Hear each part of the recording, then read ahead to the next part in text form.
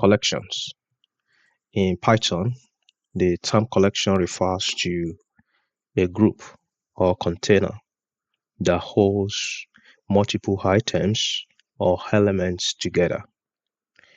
And collections are used to store or organize and manipulate data.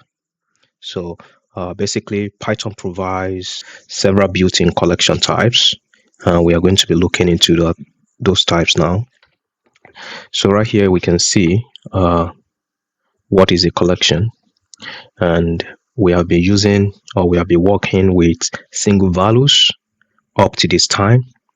We have also learned that string is a sequence of characters, and collection now is a container object which can hold 0 or more objects of various types. So most important collections in Python are what we can see right now on the screen. So the first one is list, the second one is dictionary, the third one is tuple, the fourth one is set. A string is also a collection. It's only that it holds a single value, we can say. A list is something that is ordered collection of items, and that is something that we can enclose inside a square brackets.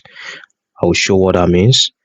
And I would like to mention also here that a list is something that we call mutable, so which means that it is changeable.